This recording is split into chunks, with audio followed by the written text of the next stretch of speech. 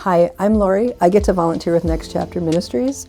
They're a ministry here in Rochester that builds lasting relationships with people who are impacted by the cycle of incarceration, and they connect them.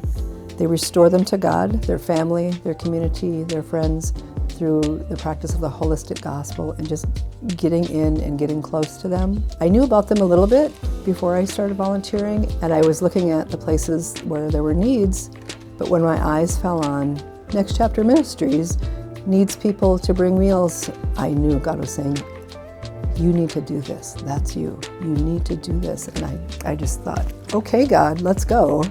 Because sometimes He just wants us to be willing.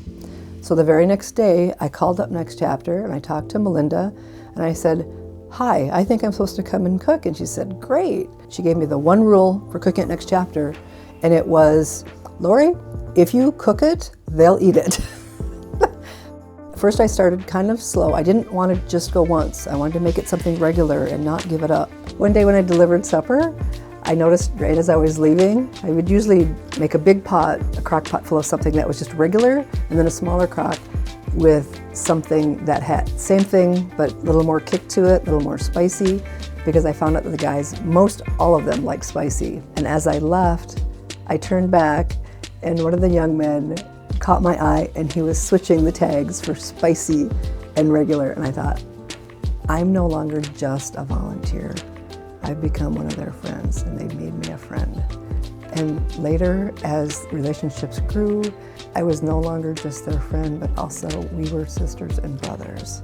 One of the most amazing things I saw was that same young man who had switched the spicy, he said that God was calling him to go back to the jail where he'd been incarcerated, and to witness and to do Bible study in there with those inmates. There's no other way to put it than to say that you could see the love of God radiating on his face and how pleased he was to see that it was carrying on with the rest of the young men. And that's the biggest thing that I see there. It's God moving. People get in there and they let Him take their life, turn it around, pull them to Him or pull them back to Him and make something brand new. But if you want to come and see what God's doing in Next Chapter. You won't be disappointed.